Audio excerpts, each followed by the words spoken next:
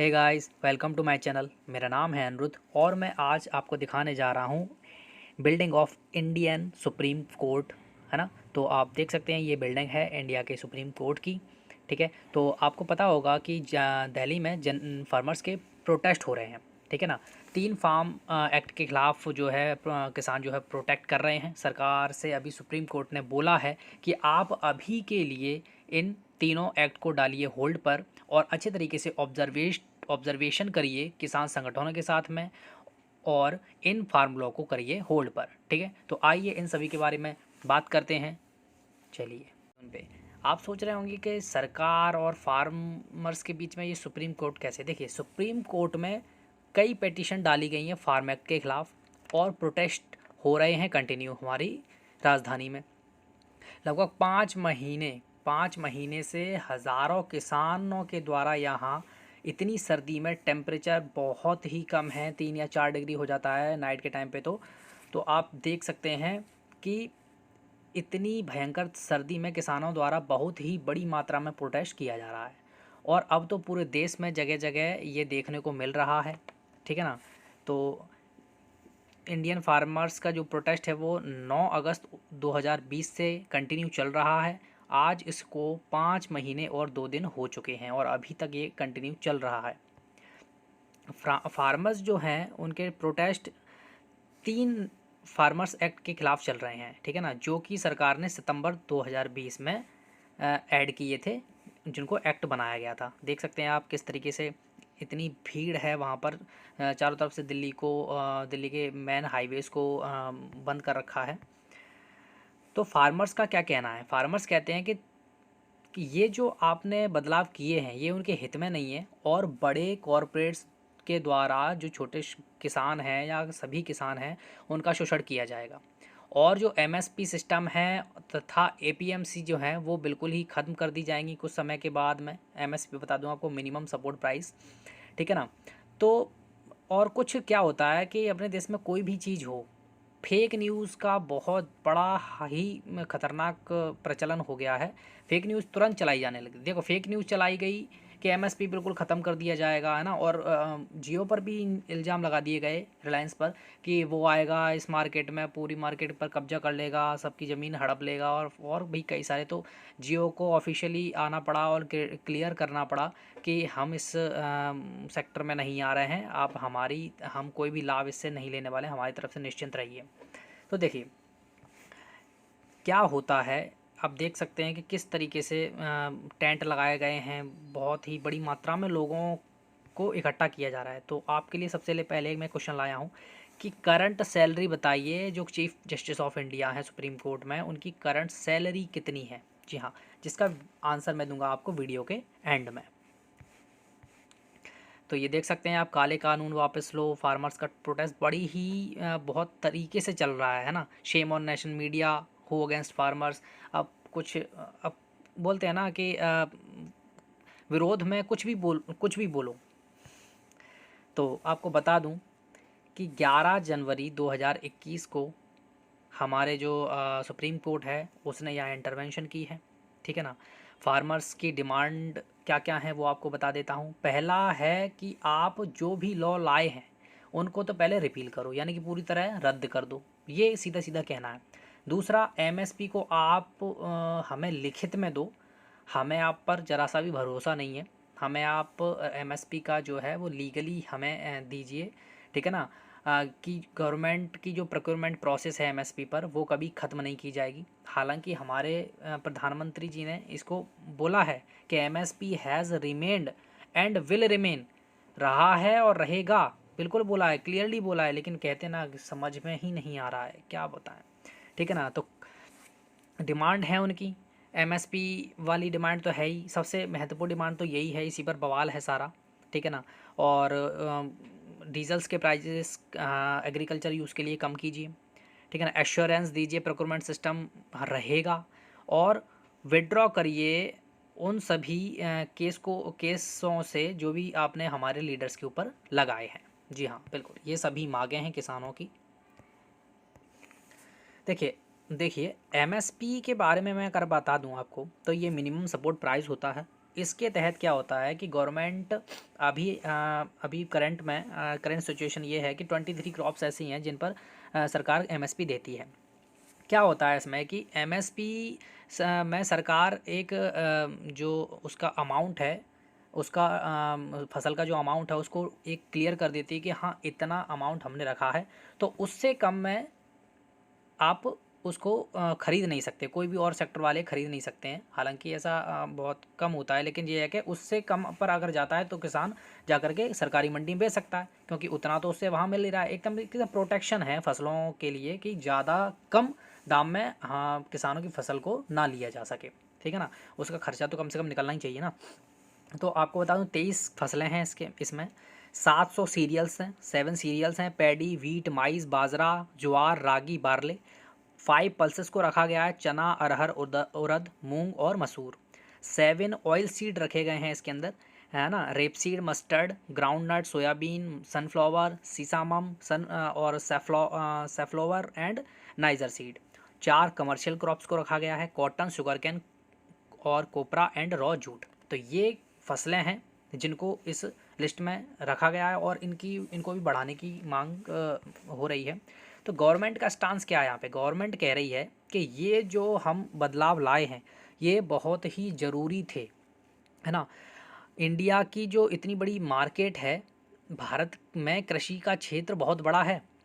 लगभग देश की आधी आबादी यानी कि आधी जनशक्ति सिर्फ कृषि क्षेत्र में लगी है, लेकिन फिर भी यह 16% की भागीदारी रखता है देश की जीडीपी में। आप सोच सकते हैं कि आधी जनशक्ति, है ना, पूरा जनसंख्या का आधा पार्ट तो कृषि में लगा हुआ है और जीडीपी में भागीदारी आप देख सकते हैं 16% ओनली, ठीक है ना।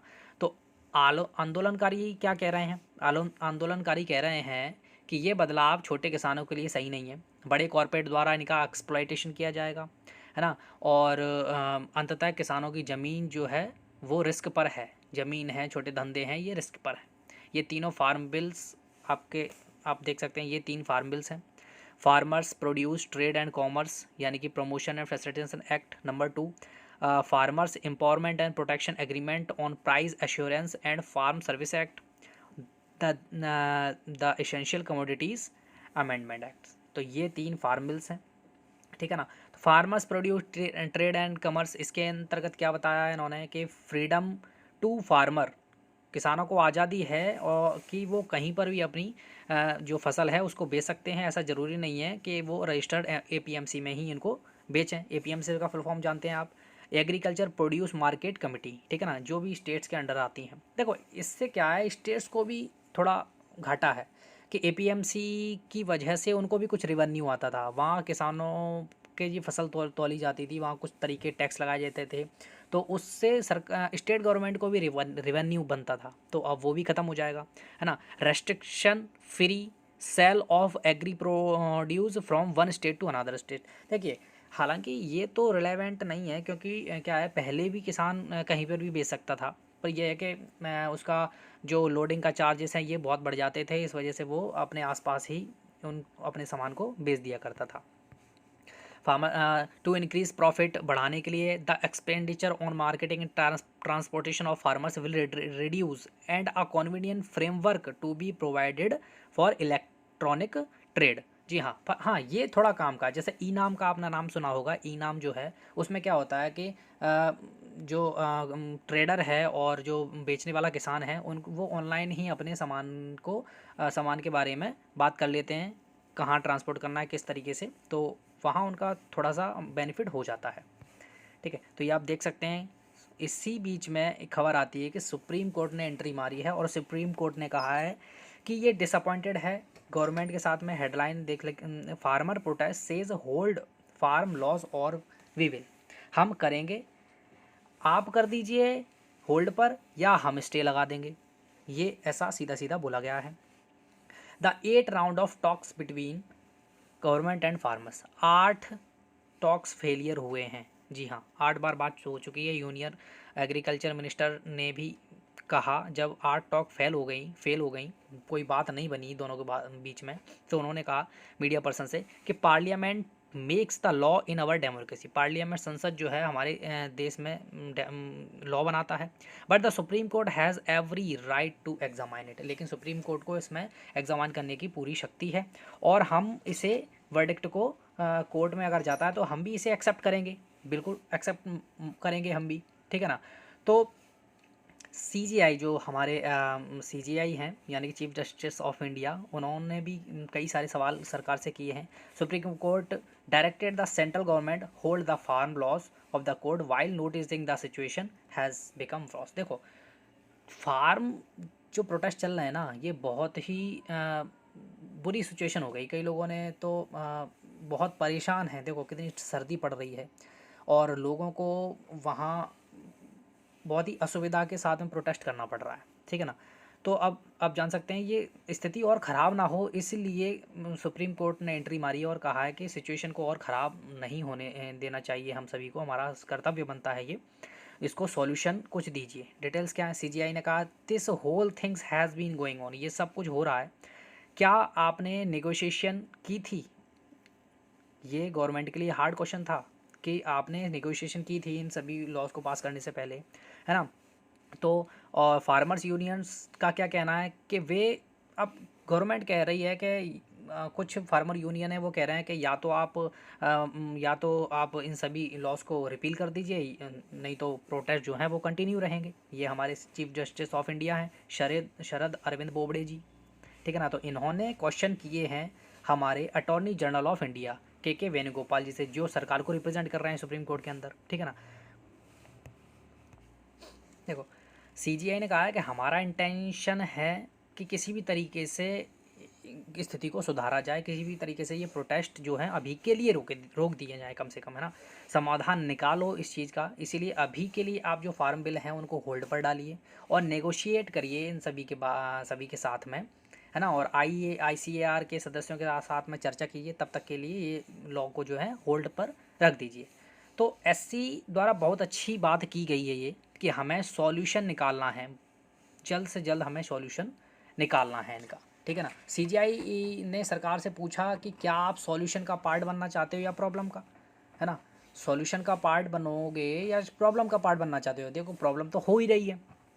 तो सुप्रीम कोर्ट यानी कि जो हमारे SG हैं सॉलिसिटर जनरल, जो वहाँ पे रिप्रेजेंट कर रहे हैं सरकार को, तो उन्होंने कहा कि सरकार को रिप्रेजेंट ये कर रहे हैं और बिल्कुल हम सॉल्यूशन का पार्ट बनना चाहते हैं, मगर देश में कई फार्मर्स यूनियन ऐसी हैं जो सपोर्ट भी कर रही हैं इन फार्म बिल्स का, ठीक है ना। तो इसके जवाब में उनने कहा कि आप ऐसा करिए कि हम जब कमेटी बनाएंगे तो आप उन लोगों को भी बुला लेना जो इनका सपोर्ट कर रहे हैं। सरकार ने यही कहा है कि उनका पक्ष, सरकार का पक्ष क्या है, यही तो पक्ष है उनका कि देश बहुत बड़ा है, कुछ किसान एक्ट के खिलाफ हैं तो बहुत से किसान ऐसे भी हैं जो इसका सपोर्ट भी कर रहे हैं, ठीक है ना। तो इसी के उन्होंने कहा है कि कमेटी जब बनाएंगे तो आप जो लोग सपोर्ट कर रहे हैं उनके मेंबर्स को भी आप उसके अंदर रखिएगा, वो तर्क वितर्क होगा तो ज़्यादा अच्छा एक्ट जो है निकल कर आएगा। पर आप अभी के लिए प्रोटेस्ट को रोकिए, किसी भी तरीके से लोग सुसाइड कर रहे हैं, इतनी सर्दी में सफ़र कर रहे हैं, ठीक है ना। तो आप देख सकते हैं बहुत ही प्रॉब्लमेटिक सिचुएशन हो गई है। उसके बाद SC ने कहा कि या तो सरकार खुद एक्ट पर स्टे लगा दे या फिर सुप्रीम कोर्ट खुद लगा देगा, तो ये बहुत बड़ी बात होती है। इस पर सीनियर एडवोकेट हरीश साल्वे जी ने कहा कि वैसे सुप्रीम कोर्ट ये करती नहीं है, पर उनके पास ये पावर है, सुप्रीम कोर्ट ये कर सकता है। क्यों अब करती क्यों नहीं करती है, इसका कारण ये है कि डेमोक्रेसी में इलेक्टेड कोई भी गवर्नमेंट बन के आई है, पार्लियामेंट में बैठी है, दोनों हाउस में उसने कोई बिल को पेश किया और उसको पास कराया, डेमोक्रेटली हो रहा है सारी चीज़ें, है ना। लोगों के द्वारा चुने गए प्रतिनिधियों द्वारा ही सारे काम हो रहे हैं। तो ये डेमोक्रेसी के लिए खतरा हो जाएगा अगर सुप्रीम कोर्ट इस तरीके से इंटरवेंशन करेगा तो, लेकिन कुछ केसेस में करना पड़ता है सुप्रीम कोर्ट को। तो इससे क्या है, सुप्रीम कोर्ट की इमेज थोड़ी सी कहते हैं ना वो हिटलर वाली हो जाएगी, जिससे उसका गलत फ़ायदा, अब लोग कहेंगे कि सुप्रीम कोर्ट इसका गलत फ़ायदा उठा रहा है। तो इन चीज़ों को ध्यान में रखते हुए सुप्रीम कोर्ट ने बहुत ही ऐसा मतलब बहुत ही रेयर केस में ऐसा करती है। सुप्रीम कोर्ट ने कहा है कि अगर आप एक्ट पर स्टे लगा दें तो प्रोटेस्ट करने का भी कोई रीज़न नहीं बनेगा, क्योंकि जो लॉ अभी पावर में ही नहीं है, उनका फोर्स से अप्लाई नहीं हो रहा है सिस्टम में, तो उन पर उनको निरस्त करने के लिए प्रोटेस्ट कैसे कर सकते हैं लोग, है ना। तो उसको ध्यान में रखते हुए उनने इसको सलाह दी है।